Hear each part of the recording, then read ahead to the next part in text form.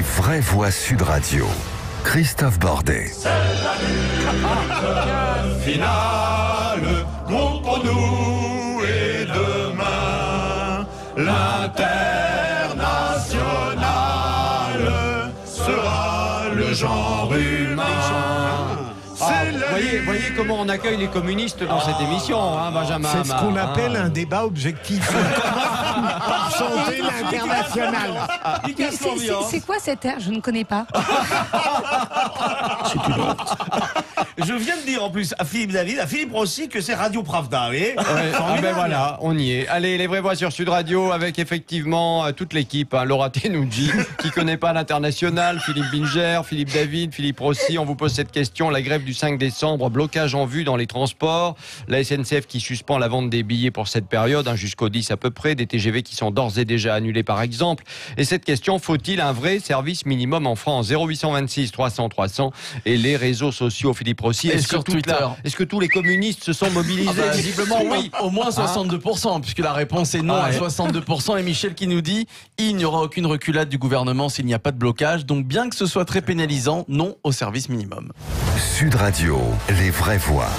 Le débat est ouvert. Benjamin Amar, bonsoir. Bonsoir. Syndicaliste responsable CGT du Val-de-Marne, merci de nous avoir envoyé votre livre qui est entre mes mains, que Exactement. vous pouvez voir pour ceux qui vont faire un tour sur les réseaux sociaux. Voilà, le combat du clair-obscur aux éditions Un point c'est tout. Voilà, c'est comme ça, c'est pas autrement. Un Exactement. point c'est tout. Je sais pas, je connaissais pas ces éditions-là. C'était un excellent éditeur militant. Ah oui, il a l'air. Voilà. Il a l'air. Alors, il y a une très belle photo de vous en couverture. Voilà. On sent que vous haranguez le peuple. C'est ça, c'est pendant une manifestation. Et vous avez la j'adore barbe le plus clair. longue qu'aujourd'hui. Oh, écoutez, pas Non. tant que ça. C'était, je crois, me semble-t-il, le 24 septembre dernier. Voyez-vous Ah qu'elle oui a été prise. Bon, mais très bien. Voilà. On va parler évidemment du livre, on va parler de notre sujet. Et Bénédicte est déjà au téléphone avec nous au 0826 300 300. Je propose qu'on commence avec Bénédicte parce qu'elle fait une pause. Elle va reprendre le boulot dans quelques minutes. Bonsoir Bénédicte. Bonsoir, Sud Radio. Comment ça va Bénédicte? Très bien. Vous faites quoi dans la vie? Aide à domicile. Ah, ben très bien. Vous allez retourner au boulot dans quelques minutes, c'est ça là? Voilà, tout à fait. C'est oui. la petite pause. Voilà. Et vous la faites avec nous? Tout à fait. Bon, moi je propose une chose. Elle est tellement sympa, Bénédicte. On l'applaudit. Merci Bénédicte de faire la pause avec les vraies voix sur Sud Radio. C'est quand même hyper sympa. Mais on Voilà. ne sait même pas ce qu'elle va dire. Mais elle va sûrement dire des choses qui vont vous déplaire, mon cher Binger. C'est incroyable. Bon, Bénédicte, est-ce qu'il faut un service minimum ou pas pour cette grève du 5 décembre, à votre avis? Oui, oui. Oui, pourquoi? Parce que les personnes qui travaillent, qui peuvent pas faire autrement, comment ils vont faire? Ah ben c'est toute la question, vous avez raison. Ah, Vous allez travailler, vous, par exemple? oui, je travaille, oui.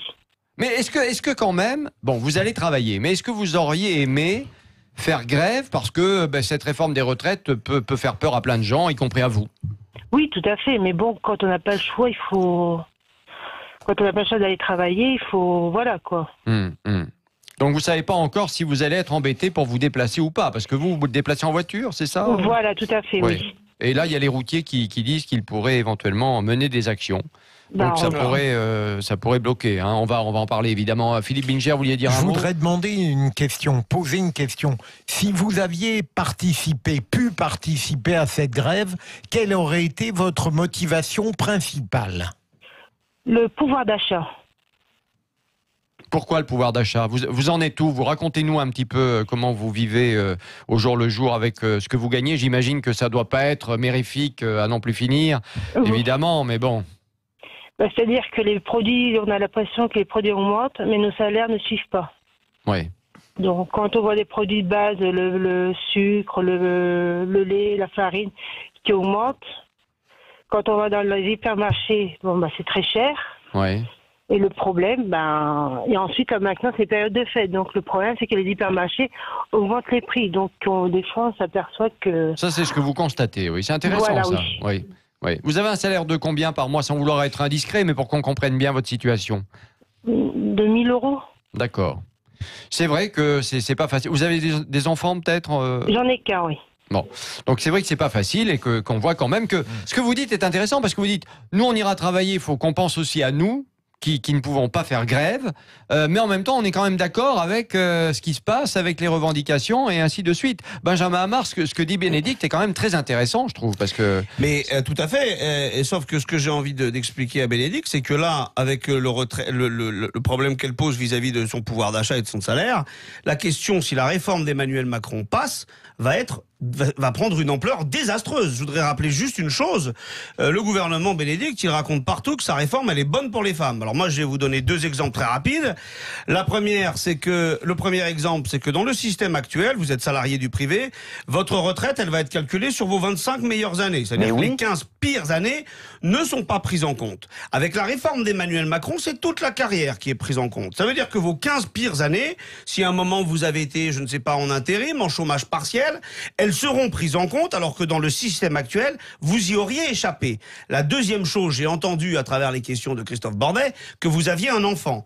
Dans le secteur privé, dans le système actuel, on a une femme gagne 8 trimestres par enfant sur une carrière complète. Avec la réforme d'Emmanuel Macron, cette disposition disparaît. C'est-à-dire que vos 8 trimestres, le fait de gagner les 8 trimestres disparaît. Ça disparaît. En même temps, cette réforme, vous le savez aussi bien que moi, Benjamin, et on va en parler tout au long de ce débat, cette réforme, à la fin, on ne sait plus très bien ce qu'il y aura dedans ou pas, parce que ça change en permanence. Si on sait. Ça change en permanence. Alors, si je peux me permettre, Christophe, non.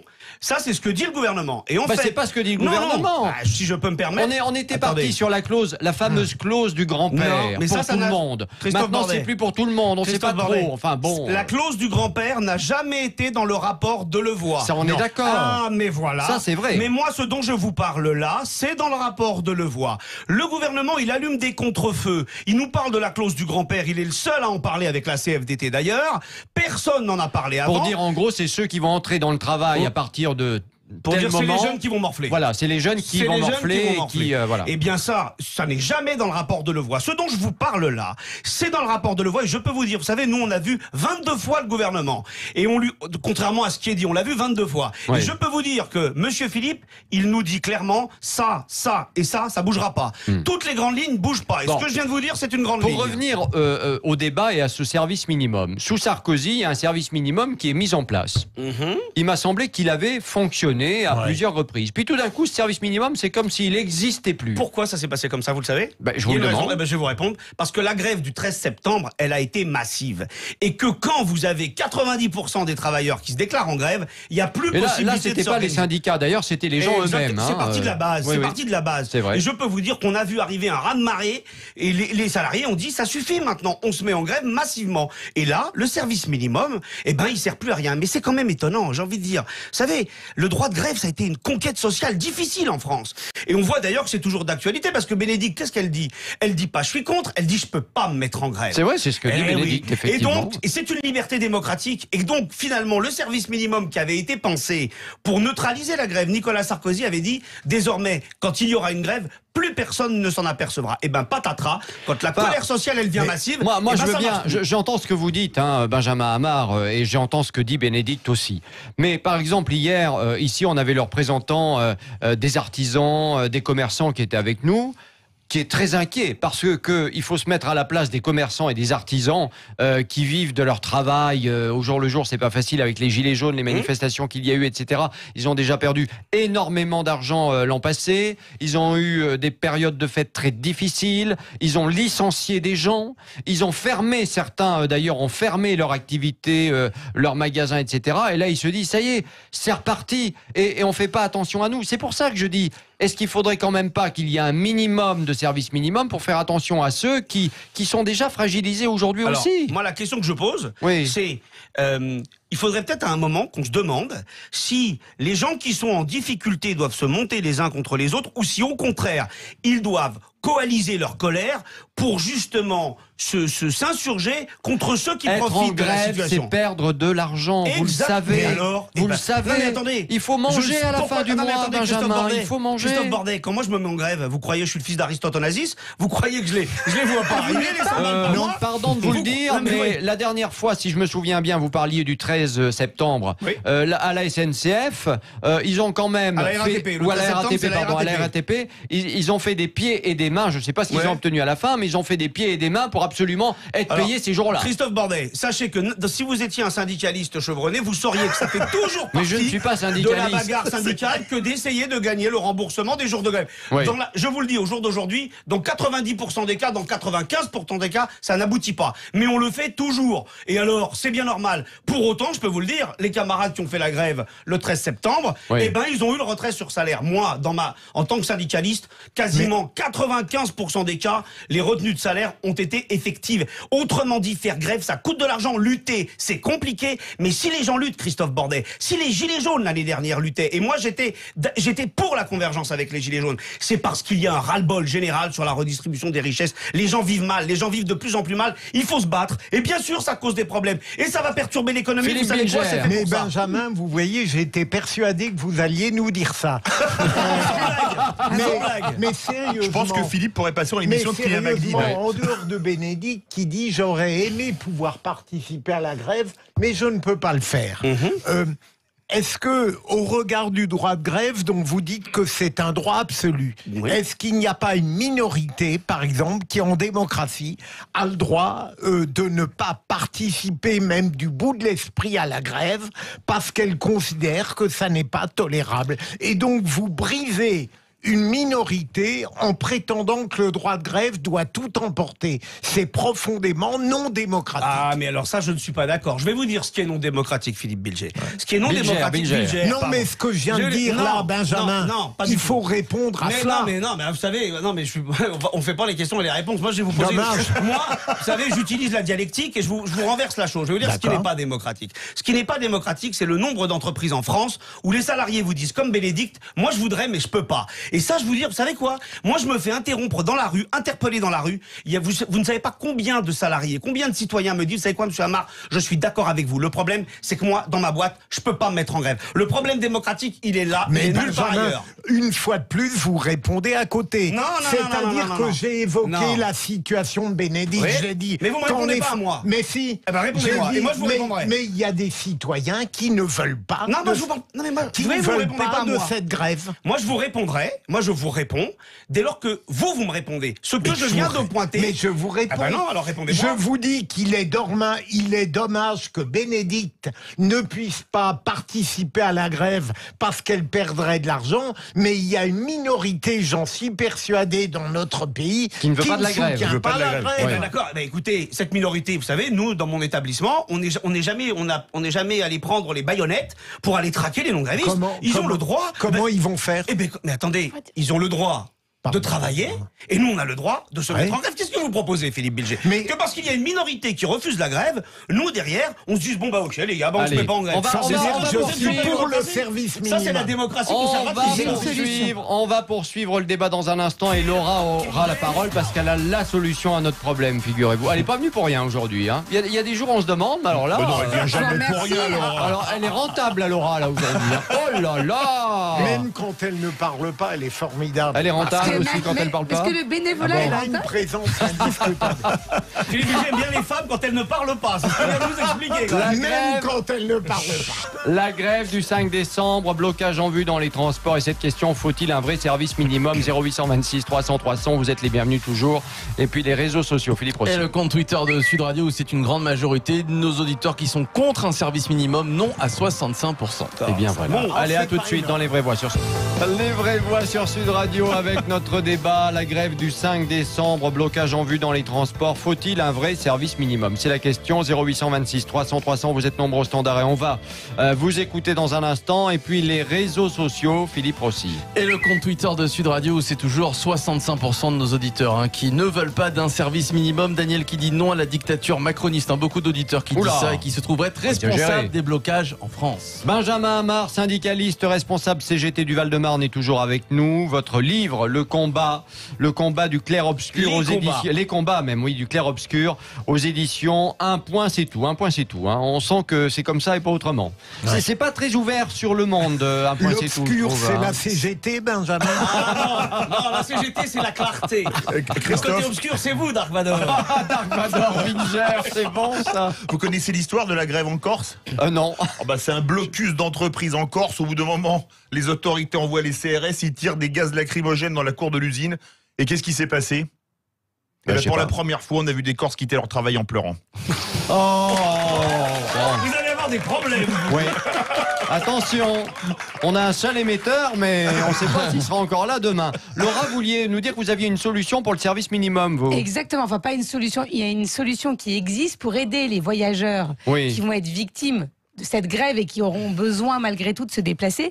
Sachez que la RATP a mis en place un partenariat avec 32 entreprises qui louent des trottinettes, des vélos, des taxis. Vous pouvez louer la voiture de quelqu'un d'autre. D'accord. Donc pour aider tous ces voyageurs, il y a sur la page du site ratp.fr, on retrouve. Donc ça c'est pour Paris-Île-de-France. Paris-Île-de-France, ça désenclave les banlieues. Il y a même il y a des sites spécialisés dans le covoiturage de banlieues comme Citigo. Et donc c'est pour aider ceux qui auront besoin de se déplacer pour d'autres raisons que celles de travailler. Même il peut y avoir d'autres urgences. Donc ils ont mis ça en place. Et c'est lequel? De quoi? Non, mais je veux dire, comment on le joint RATP. On l'a dit deux fois déjà. J'ai pas entendu le père. Non, mais. Dark Vador est sourd. RATP.fr. Et la RATP a bien précisé, nous ne souhaitons pas casser la grève, mais simplement aider certains usagers. Benjamin, visiblement, la RATP a décidé de casser votre grève. Il y a de l'imagination derrière. Mais je vais vous dire un truc, il faudrait que vous répétiez les références parce que les gens, pour aller à la manif, à mon avis, ça les intéressera. Il y a une manif à la gare de l'Est le 5. En trottinette ou en vélo.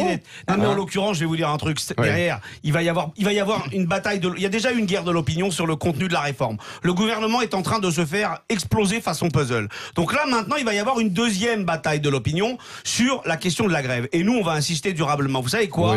Quand on fait grève, moi, je perds 100 balles par jour. Quelle est l'histoire? Non, mais oui, je vous le dis. Donc, quelle est la question derrière? Pourquoi est-ce qu'on fait ça? Je vais vous dire. La CGT, elle a calculé qu'en moyenne, les retraites, si la réforme de Macron, elle passe, diminueront de 30%. En Suède, là où la réforme, elle a été mise en place dans ces mêmes, et qui inspire Emmanuel Macron, 98% des pensions ont baissé, et le Premier ministre, Göran Persson, dit lui-même, notre système de retraite est le meilleur du monde, à une exception près, il produit des pensions trop basses. La question que doivent se poser les Français, c'est, est-ce qu'on a envie d'être perturbé là, au mois de décembre, pendant quelques temps, ou est-ce qu'on a envie d'avoir des retraites qui se font comme neige au soleil? La question, c'est celle-là. Enfin, de toute façon, quelque part, j'ai envie de vous dire, Macron, il adore aller mener bataille, il adore aller au combat. Et nous aussi. La CGT adore aller au combat, donc finalement, Macron vous sert et vous servez de Macron. Macron, c'est un peu le suppôt de la CGT, là. Non, il y a une différence. Il y a une différence. Moi, j'avais l'impression quand même. Non. Mais bon. Si Macron est le suppôt de la CGT. Allez rapidement parce qu'on a deux auditeurs qui nous attendent. Mais en l'occurrence, je vais vous dire une chose très simple. Macron, lui, il est du côté du capital. Il sert en permanence le capitalisme financier. Nous, on essaye de se bagarrer avec les travailleurs pour les travailleurs. Vous représentez combien de travailleurs? Écoutez, Philippe Bilger, c'est une très très bonne question. Je vous rappelle que nous sommes la deuxième organisation syndicale du pays. Je vous rappelle que nous avons 700 000 militants, Philippe Bilger. Vous savez, vos copains LR, eux, ils ont 40 000 militants, 70 000. Nous, on est 700 000. On est la première organisation de masse. Et la deuxième organisation syndicale, 700 000 adhérents. 700 000 adhérents. C'est la première organisation de masse du pays. Je vous assure, si on représentait deux pelés et trois tendus, vous n'auriez pas à me supporter sur ce plateau. Deux pelés, non, mais un pelé, oui, puisque vous êtes chauve. Allez, on continue. Il y a Hubert Deslandes qui est avec nous. Salut Hubert. Oui, bonsoir toute l'équipe. Comme je disais à votre collègue au standard, dès que j'ai entendu le truc, j'ai tout fait pour m'arrêter, trouver une place pour me stationner, vous appeler. Parce que je suis syndiqué, j'ai un syndicat voilà. Par rapport à la personne qui dit qu'elle ne pouvait pas faire gaz parce qu'elle avait 2000 € de salaire, moi j'ai 1800 € au bout de 35 ans de métier. 1800 €, là-dessus j'enlève 800 € pour me loger. Et j'enlève encore 250 € par mois de carburant pour aller bosser parce que je fais 70 bombes tous les jours. Voilà. Mais je sais, parce que ce que vous décrivez là, beaucoup de Français sont exactement dans la même situation et que le vrai problème, à mon avis, c'est pas le problème des retraites, c'est le problème de l'emploi. C'est-à-dire que si dans ce pays, l'emploi fonctionné correctement et normalement, on n'en serait pas là aujourd'hui. Avec des salaires décents. On serait pas avec des salaires décents. Non mais d'accord, mais on serait pas obligé non plus de se retrouver avec tous les 4 matins une réforme des retraites, parce que là on va nous faire une réforme des retraites, dans 5 ans on va nous faire une autre réforme des retraites et ainsi de suite. Donc bon. Est-ce qu'on peut juste rappeler quand même? Non mais très rapidement, il nous reste une minute à peine. Juste qu'on a quand même 150 milliards dans les fonds de réserve des caisses des retraites. 150 milliards. C'est-à-dire qu'il y a des réserves de retraite qui représentent 6% du PIB. Ah mais ça je vous le dis, 6% du PIB, c'est marrant, on n'en parle pas. Donc autrement dit, je vais vous dire un truc, le gouvernement il vous dit une réforme des retraites tous les 3 mois ou tous les 3 ans, mais sauf qu'en même temps, il fait 52 milliards d'exonération de cotisations patronales cette année. C'est la Cour des comptes de la République qui le dit en septembre. 52 millions d'exonération de cotisations patronales. C'est normal ça? Ça crée pas du déficit ça? Ça crée pas des problèmes ça? Si. En tout cas, juste une chose, on n'a plus le temps malheureusement, mais ce qui est sûr, c'est qu'il y a des caisses aujourd'hui qui sont excédentaires. Je pense à la caisse par exemple des avocats, et que je me mets à la place des avocats qui vont aller manifester le 5. Je suis désolé, mais les avocats n'ont pas à payer pour ceux qui ont des caisses qui ne sont pas excédentaires ou qui sont déficitaires. Les avocats manifestent pourquoi, Christophe Bordet? Ils manifestent parce qu'ils sont contre la réforme. Voilà pourquoi ils se manifestent. Mais parce que eux, ils disent que le régime autonome, et on pourra dire du mal du livre dont vous parliez.